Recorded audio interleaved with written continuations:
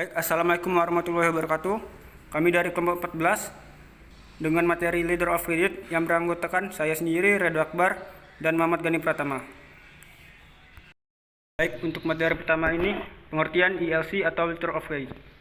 Secara umum, ELC adalah surat pernyataan tertulis dari bank atas permintaan nasabahnya untuk menyediakan suatu jumlah uang tertentu bagi kepentingan pihak ketiga atau penerima.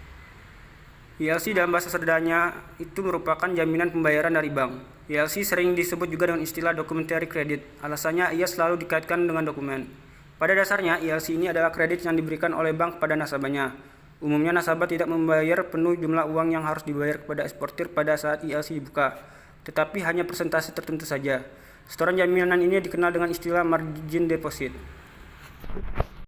Nah, itu tadi materi mengenai pengertian ELC. Selanjutnya itu transaksi ekspor dan impor tanpa ELC. Tentu saja ELC bukan satu-satunya instrumen pembayaran dalam transaksi ekspor dan impor. Dalam situasi tertentu, bisa saja ekspor impor dilakukan tanpa ELC. Contohnya, importir atau eksportir membayar sejumlah uang muka tertentu. Lalu bisa juga terjadi eksportir atau importir membayar seluruh nilai transaksi di depan sebelum barang dikirim.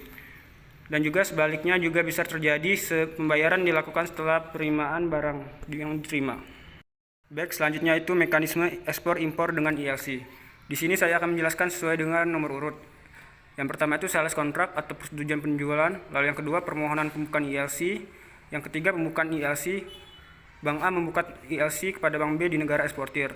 Lalu yang keempat penerusan ELC, jadi Bank A akan memberitahukan kedatangan ELC kepada eksportir. Lalu yang kelima ada pengiriman barang. Setelah menerima pemberitahuan tersebut, eksportir akan mengirim atau mengapalkan barangnya kepada importir karena ia telah mendapat jaminan pembayaran. Lalu yang keenam itu penyerahan dokumen. Dokumen yang diminta dalam ELC dilengkapi dan diserahkan kepada Bank B untuk memperoleh pembayaran. Kemudian yang ketujuh ada negosiasi ELC. Bank B akan memeriksa dokumen tersebut baik kebenaran maupun kelengkapannya. Lalu yang kedelapan ada pengiriman dokumen. Bank B akan meneruskan dokumen ke Bank A untuk meminta pembayaran kembali. Yang kesembilan, pembayaran kembali. Jadi Bank A akan mempelajari dokumen tersebut dan membayar kepada Bank B. Kemudian yang ke-10 itu pemberitahuan. Bank A akan memberitahu importir atas kedatangan dokumen tersebut. Dan yang terakhir itu 11, pembayaran dan penyerahan dokumen.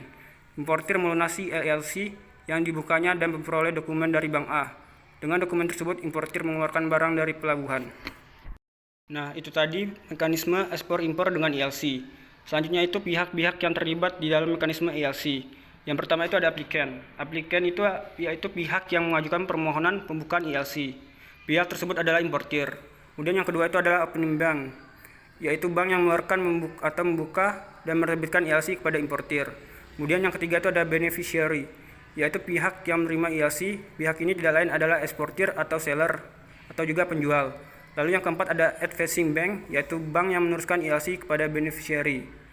Kemudian yang kelima ada negotiating bank, yaitu bank yang melakukan pembelian atau mengambil alian dokumen dari eksportir.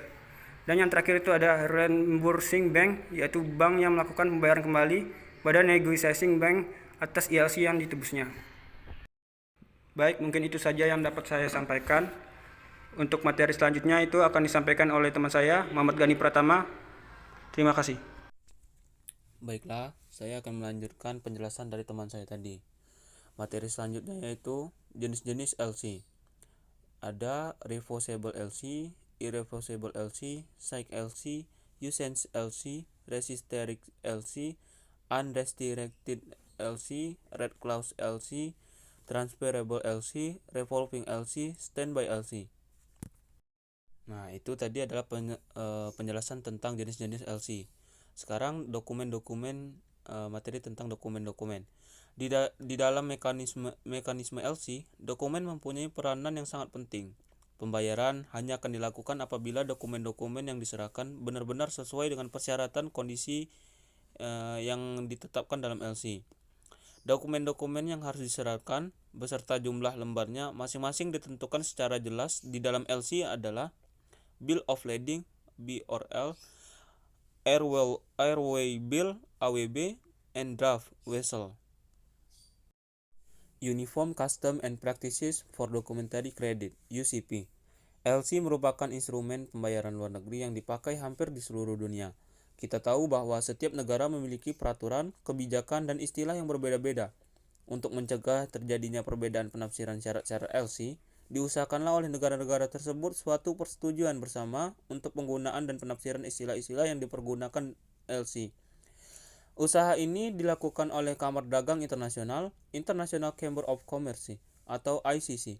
Hasilnya adalah suatu peraturan dan ketentuan yang disebut Uniform Custom and Practices for Documentary Credit, atau umumnya disingkat UCPDC atau UCP.